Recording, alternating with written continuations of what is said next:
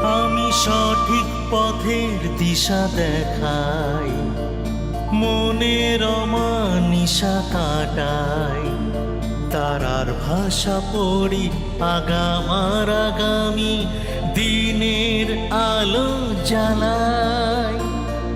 হাতের রেখায় লুকিয়ে থাকা সত্যগুলো আমি বলি।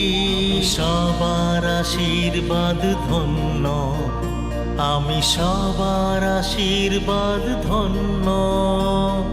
জ্যোতিষী শ্রীরাম কৃষ্ণ মাতৃসাধ শ্রীরাম কৃষ্ণ। স্বাগতম। আজ রোববার বিশেষ একটা অনুষ্ঠান নিয়ে আপনাদের কাছে এসেছি এবং বিষয়টি খুব সেনজিটিভ। আমাদের বাস্তব জীবনের অসভ্যতা, অশিক্ষিতর লক্ষণ শিক্ষিত হওয়া সত্ত্বেও সেই বিষয়টিকে আপনাদের সামনে সরাসরি তুলে ধরব এবং এই ব্যাপারটা আমাদের খুব ভাবিত করেছে। আপনারা নিশ্চয়ই শুনেছেন বা জেনেছেন যে সম্প্রতি একটি বণিক সভায় মাননীয় মুখ্যমন্ত্রী মমতা বন্দ্যোপাধ্যায় বলেছেন যে মানুষ কত নিচে নেমে গেলে বর্তমানে ফেসবুক বা টুইটার ইত্যাদিতে মিথ্যাচার করে, খারাপ কথা বলে। তো এগুলো তো জানা কথা, কিন্তু এগুলো বন্ধ করতে হবে। এগুলো পুলিশকে দিয়ে বন্ধ করা দরকার, কারণ এগুলোতে দেখা যায় খুব শিক্ষিত লোক এমন ব্যবহার করছে, এমন অশিক্ষিতর মতন তার অ্যাটিটিউড, যে সেটা যদি সমাজের মধ্যে চলতে পারে সমাজ মাধ্যমের, তাহলে তার থেকে আর নিন্দনীয় কি হতে পারে? কেন হয় এটা? একটা ভদ্রলোক কেন এত অসভ্য হতে পারে? ফলে খুব ভালো একজন ভদ্রলোককে পেয়েছি যিনি এটার উত্তর দিতে পারবেন। তিনি আমার আপনার ভীষণ প্রিয়, আমার তো বন্ধুই বটে, শ্রীরামকৃষ্ণ জ্যোতিষ আচার্য। তাকে ওয়েলকাম করি। নমস্কার, আমার সকল দর্শক বন্ধুদের প্রণাম জানাই এবং আমার আরাধ্য দেবী তারা মাকে প্রণাম জানিয়ে, আমার জন্মদাত্রী পিতা মাতা এবং আমার গুরুদেবকে প্রণাম জানিয়ে, আমার সকল ছোট ছোট ভাই বোনদের ভালোবাসা জানিয়ে আজকের অনুষ্ঠান শুরু করছি। খুব সুন্দর কথা বললেন প্রসূনদা যে আজকে মানুষ শিক্ষিতর মুখোশ পরে আছে, কিছু কিছু মানুষ। না সংখ্যাটা বাড়ছে। তো বিষয় হচ্ছে যে কোনো ছেলে মেয়েকে নিয়ে যখন তার বাবা বা মা আমার কাছে আসেন, এসে বলেন রামকৃষ্ণদা একটু আশীর্বাদ করুন, রামকৃষ্ণদা একটু আশীর্বাদ করুন, আমার ছেলেটা বা মেয়েটা যেন মানুষ হয়। তাহলে আপনি প্রশ্ন ওখানে করতে পারেন আমাকে যে মানুষের সন্তান নিয়ে এসে আপনাকে মানুষ হতে বলছে কেন? দারুণ, ভেরি গুড। নিয়ে আসছেন মানুষের সন্তান, আবার বলছেন মানুষ হও। এর ব্যাপারটা কি? ব্যাপারটা হচ্ছে মান এবং হুঁশ।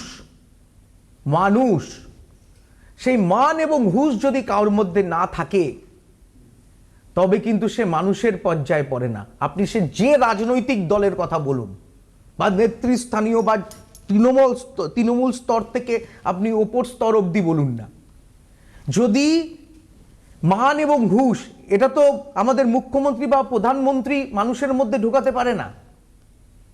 কারা ঢোকায় মানুষের মধ্যে মান এবং হুঁশ? শিক্ষা। শিক্ষাই আনে চেতনা, ভাবনা।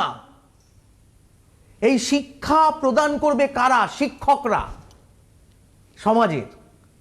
সেই শিক্ষকদের গ্রহগত অবস্থান আগে দেখতে হবে। তারা কিরকম শিক্ষক? তারা পড়াতে বসে ঘুমোন নাকি মনোযোগ দিয়ে পড়ান? এগুলো সমস্ত কিছু তাদের প্ল্যানেটারি পজিশনটা দেখলে কিন্তু পাওয়া যেতে পারে। না, কিন্তু এখানে রামকৃষ্ণবাবু একটা কথা বলবো। আগেকার দিনে আমরা যখন স্কুলে পড়তাম, শিক্ষকদের একটা ভূমিকা ছিল। আমি মিশনারি স্কুলে পড়েছি, সেখানে ধুতি পাঞ্জাবি পড়া টিচাররা আসতেন। তারা পড়াশোনার সঙ্গে সঙ্গে শাসন করতেন, দরকার হলে বেত্রাঘাত করতেন, কিন্তু একটা জিনিস তারা করতেন, মানে ফিজিক্সের একটা ক্লাস, সেখানে সময় থাকে না বাজে কথা বলার, কিন্তু তবু মানে মানুষ হও এই কথাটা কিন্তু প্রত্যেক শিক্ষকই বলতেন। আজকের দিনটা প্রফেশনালিজমের। আমার একটা ছোটবেলার গল্প মনে পড়ে গেল। তো আমি যে স্কুলে পড়েছি, কর্পোরেশন স্কুলে, নাম বাঘাযতীন উচ্চ বিদ্যালয়। শিলিগুড়ি? না না, কলকাতা। কলকাতায় বাঘাযতীন উচ্চ বিদ্যালয়ে আমি পড়েছি।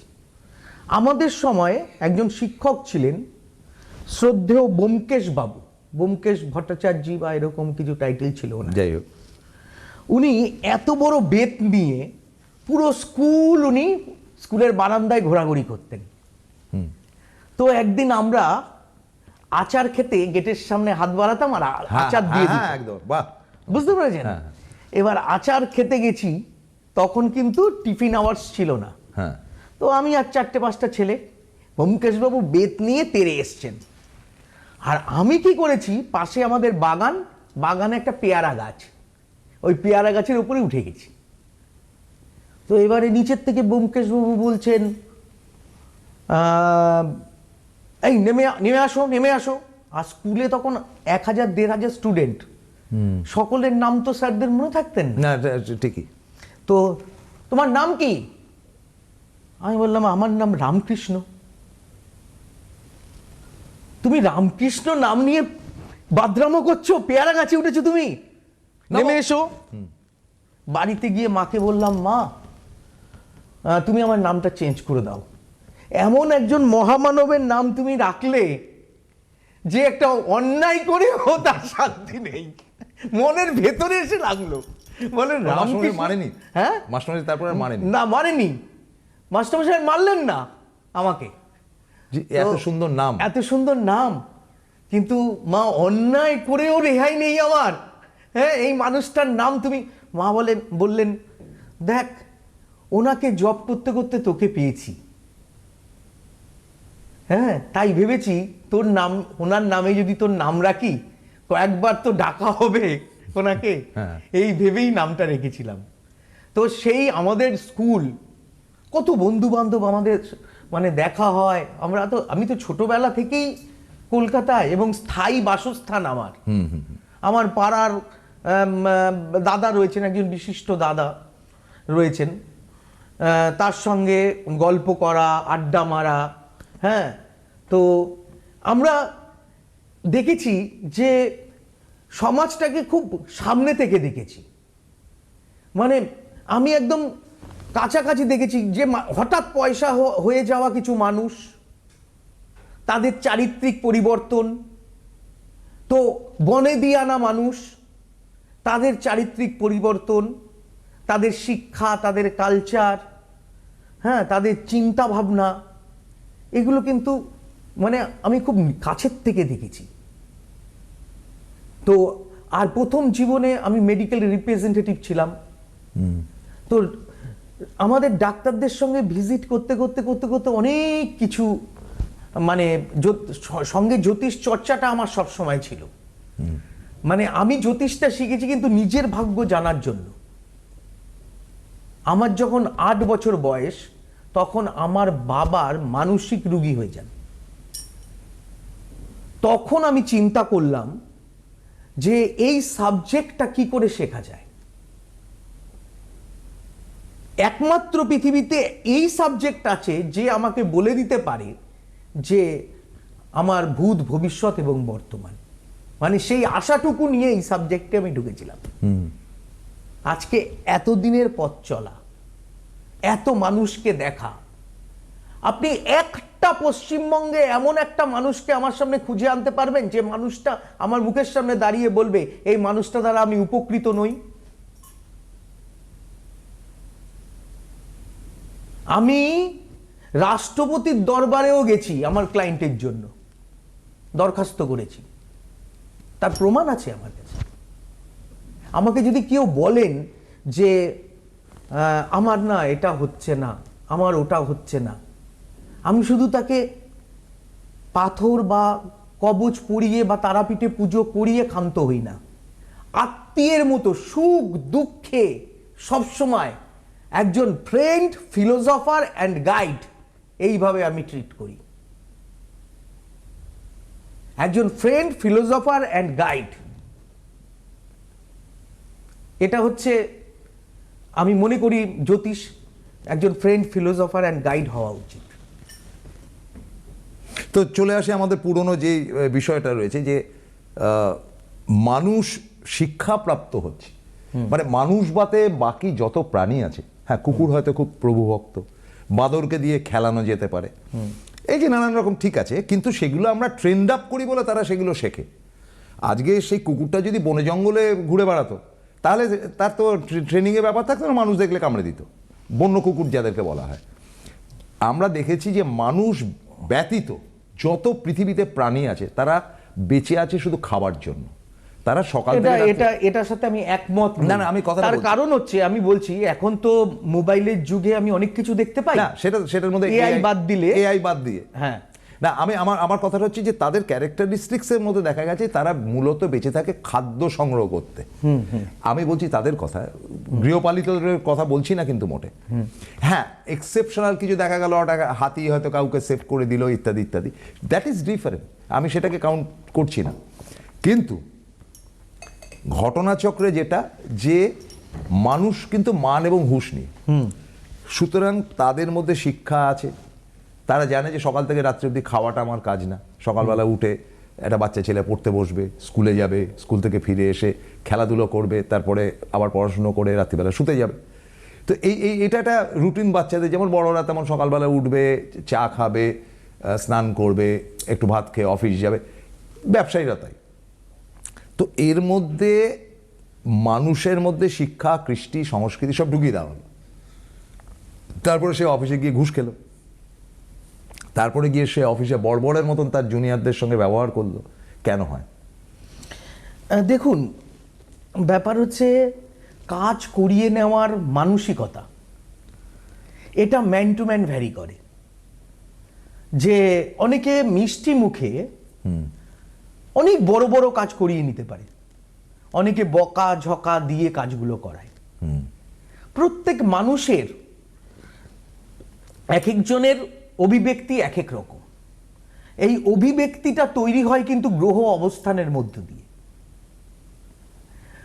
হাজবেন্ড খুব ভালো, সারা দিন হয়তো তিনি ওয়াইফের নামে মানে LIC ভরে যাচ্ছেন, প্রচুর টাকা প্রতি মাসে, কিন্তু স্ত্রী বলছেন যে সারাদিন আমার সাথে একটু ভালো মুখে কথা বলে না মানুষটা। দেখুন, ছোট্ট একটু চাহিদা স্ত্রীর, এই চাহিদাটুকু একজন হাজবেন্ড স্ত্রীকে দিতে পারছে না, কিন্তু ওই স্ত্রীর নামেই কিন্তু তিনি লক্ষ লক্ষ টাকা LIC ভরছেন। এই অভিব্যক্তিটা এটা গ্রহগত অবস্থান থেকে আসে। হাজবেন্ড ওয়াইফে খুব মিল, খুব মিল। মাঝখানে একজন মহিলা ঢুকে গেলেন, ওয়াইফ বিশ্বাস করতে পারছেন না, বলছেন আমাকে যদি ভগবান শিব ছুঁয়েও কেউ বলতো যে আমার হাজবেন্ড এটা করতে পারে, আমি বিশ্বাস করতাম না, কিন্তু কি করে হয়ে গেল, কি করে হয়ে গেল? এগুলো গ্রহগত কারণ, আকর্ষণ। এই আমি আপনি পাশে দাঁড়িয়ে আছি, আমি চুম্বক আপনিও চুম্বক, বিকর্ষণ হচ্ছে, ওদিক থেকে আকর্ষণ হয়ে গেল। আবার এটা আমি অকাল্ট সায়েন্সে আমি আরো কিছু বলতে পারি, কি কারণে এর ইত্যাদি ইত্যাদি কারণও আছে। হ্যাঁ, সেগুলো নিয়ে আমি আলোচনা করব না। এই যে স্বামী স্ত্রীর মাঝখানে তৃতীয় ব্যক্তির আগমন, এটা ঘরে ঘরে মানুষের অশান্তির সৃষ্টি হচ্ছে, এবং যে বাচ্চাটা জন্মগ্রহণ করছে তার মানসিকতাও খারাপ হয়ে যাচ্ছে। সে চোখে যা দেখছে, বাবা মা একটা সন্তানের কাছে পিতা এবং মাতা দুজনেও শ্রদ্ধেয়, আদর্শ। বাচ্চারা কিন্তু শোনার থেকে দেখাটাকে বেশি ক্যাপচার করে। নিশ্চয়ই। একটা বাচ্চা যদি দেখেন প্রতিদিন তার বাবা উঠে দাদুকে প্রণাম করছে, সেই বাচ্চাটিও তার বাবাকে প্রণাম করবে। আমি এমনও জানি অনেক মানুষ ভগবান মানেন না, কিন্তু স্ত্রী যখন মন্দিরে যায় উনিও হাত জোড় করেন। দেখুন, আপনার মনে থাকবে সুভাষ চক্রবর্তীকে মাননীয় উনি তারাপীঠে গেছিলেন এবং হাত জোড়ও করেছিলেন। এই নিয়ে অনেক প্রশ্ন হয়েছে। উনি বলেছেন লক্ষ লক্ষ কোটি কোটি মানুষ যেখানে হাত জোড় করে আমি তাদেরই তো নেতা, উনি করবেন না কেন? বাস্তব। আপনি যদি হনুমানদের রাজা হতে চান, আপনাকেও তো লেজ লাগাতে হবে, হ্যাঁ হ্যাঁ, হবে না? হবে। নাহলে আপনি রাজা হতে পারবেন না। তো ব্যাপার হচ্ছে জ্যোতিষ শাস্ত্রের প্রত্যেকটা মায়ের জ্যোতিষশাস্ত্র জানার প্রয়োজনীয়তা আছে আমি মনে করি। বর্তমান যুগে একদম জ্যোতিষীর কাছে গিয়ে নিজেকে আত্মসমর্পণ করাটা একদম দরকার নেই। নিজে শেখো, নিজে অ্যাপ্লাই করো। এই জন্য আমি একটা স্কুল খুলেছি, ইন্ডিয়ান অ্যাস্ট্রোলজিক্যাল ইনস্টিটিউশন। মায়েরা ফোন করে আসুক, আমার কাছে আসছে, আমি তাদের প্রত্যেককে সিডি দিয়ে দিচ্ছি, মানে ওই মোবাইলে সফটওয়্যার। নিজে নিজে প্র্যাকটিস করুক, আত্মীয় স্বজনের মধ্যে দিয়ে প্র্যাকটিস করুক, স্কুলের ছেলের বন্ধু বান্ধব, মেয়ের বন্ধু বান্ধবী, তাদের মধ্যে প্র্যাকটিস করুক। করতে করতে করতে করতে তিনি জ্যোতিষশাস্ত্রটাকে আয়ত্ত করে ফেলবেন। এটা বিশাল ব্যাপার নয়। নিশ্চয়ই। ব্যাপার হচ্ছে শনি লগ্নে থাকলে দারিদ্র যোগ, মঙ্গল অষ্টমে, দ্বাদশে, সপ্তমে, অষ্টমে, দ্বাদশে থাকলে মাঙ্গলিক যোগ, এগুলো সবই মেশিনে পাওয়া যায়। মেশিনে পাওয়া যায় না, একটা হচ্ছে, সেটা হচ্ছে প্রতিকার। এই প্রতিকারটা যে যত ভালো করতে পারবে তার মার্কেটে তত দাম। প্রতিকারটাই তো আসল। একদম। তার কারণটা হচ্ছে যে রোগ আইডেন্টিফাই কিন্তু কম্পিউটারে হয়ে যাচ্ছে, কিন্তু ওষুধটা দেবে কে? ওষুধটা দম থাকে এই জায়গায় আসো, রামকৃষ্ণ শাস্ত্রীর পাশে দম থাকতে আসো। চারিদিকে টাকা নষ্ট করে তারপরে তুমি আমার কাছে এলে এগ্রিমেন্ট করতে, সময় চলে গেছে। মূল্যবান যেটা সময় সেটাই তো চলে গেছে। আমি তার তো 18 বছরটা ফিরিয়ে আনতে পারবো না। আমাকে এই আজকে থেকে শুরু করতে হবে। আমি পিছিয়ে গেলাম তো অনেক। এটাই হচ্ছে রামকৃষ্ণ শাস্ত্রীর বিশেষত্ব। মানুষ তৈরি করার জন্যই আমার কাছে আসতে হবে। আচ্ছা, একটা ব্যাপার জিজ্ঞেস করি, যেহেতু সাবজেক্টটা এটা, সেটা হচ্ছে যে রামকৃষ্ণ শাস্ত্রী আপনি, এবং আপনি একটা মানুষের হরোস্কোপ দেখে যা বার করলেন, তাকে সতর্ক হতে বললেন, যা যা হয় আর কি। ফান্ডামেন্টালি সেই লোকটার মুখ, চোখ, অ্যাপ্রোচ, এটাও কি আপনি দেখেন? দেখলে সেটা দিয়ে কি আপনি ধরতে পারেন লোকটা ভালো কি মন্দ? তার হাঁটা চলা, চাউনি। দেখুন, প্রথম কথাটা বলি, এটা আপনার কাজ নয়। আমার জন্মগত নাম রামকৃষ্ণ। আমার এসটা হচ্ছে যেহেতু শুভ লেটার, তো আমি শ্রী রামকৃষ্ণ করেছি। উনি আমার গুরুদেব। জ্যোতিষ করি বলে শাস্ত্রী। তো ওনার নাম মাথায় আমি বহন করে আছি। ওনাকে স্মরণ করে আমি সর্ব কাজ করি। কি বললাম বুঝতে পেরেছেন? তো আমি মনে করি, আপনি প্রশ্নটা কি করলেন আমাকে?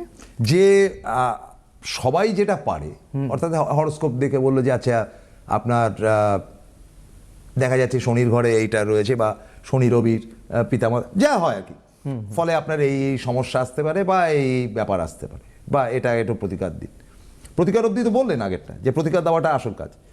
কিন্তু তাছাড়াও একটা প্যারামিটার থাকে যেটা চিকিৎসকরা অনেকেই ধরতে পারেন। যে একটা লোক, যেটা বিধান রায় ধরতে পারতেন, যে একটা লোক তার ঘরে ঢুকছে, তার চেম্বারে ঢুকছে, তিনি দেখেই বুঝতে পারতেন যে এটা রোগগ্রস্ত বা কি বৃত্তান্ত। দেখুন, এই যে সাইকোলজিক্যাল দেখুন প্যারামিটারটা ধরা। দেখুন, ভূত ধরিয়ে ভূত ছাড়ানোর অঙ্কটা সবাই জানে। আমি আপনাকে বললাম আপনি মারা যাবেন, তা এবার আপনি জিজ্ঞেস করলেন প্রতিকার কি করতে হবে। এই অঙ্কটা সবাই জানে। কিন্তু ব্যাপার হচ্ছে একটা জিনিস, আমি কাজ করব, যার যদি ফাড়া থাকে আমি তার সামনে মুখের ওপর কখনো একজন ভালো জ্যোতিষী বলবে না, বলা উচিতও নয়। কারণ জন্ম মৃত্যু পুরোটা বিধাতার হাতে। এটা সূক্ষ্মতর ক্যালকুলেশন। কিন্তু একটা ব্যাপার হচ্ছে, কিছু ক্রিয়াকর্ম আছে যেগুলো আপনি করলে আপনার আয়ু বৃদ্ধি পেতে পারে। সেই ক্রিয়াকর্মগুলো শাস্ত্রে লেখা আছে, বিধান। যেমন আমি আজকে এক জায়গায় দেখছিলাম, এক ভদ্রলোক রিসার্চ করছেন, উনি বলেছেন, ইউটিউবে দেখছিলাম, উনি বলেছেন যে প্রতিদিন 6টা করে যদি নিম পাতা খাওয়া যায় তাহলে অনেক ট্যাবলেট খেতে হবে না। এবার তিনি রিসার্চ করছেন এটা নিয়ে, গবেষণা। কিন্তু আমার গবেষণায় আমি দেখেছি যে, বলেও থাকি আমি, মা হচ্ছে সব থেকে বড় জ্যোতিষ। দেখবেন সন্তান যত বড় অন্যায় করে আসুক না কেন, মা চোখ দেখলে বুঝে ফেলবে। একটা নারীর টান কিন্তু মায়ের সাথে সন্তানের আছে, মা কিন্তু বুঝে ফেলবেই। কিছু মা আছে না বুঝি করে থাকে, সন্তান ভাবে আমার মা বোকা, কিন্তু মা তো বোকা নয়, মা তো সবই বুঝেছেন যে সন্তান এই পাপ কর্মটা করেছে, কিন্তু তিনি না বুঝি করে আছেন।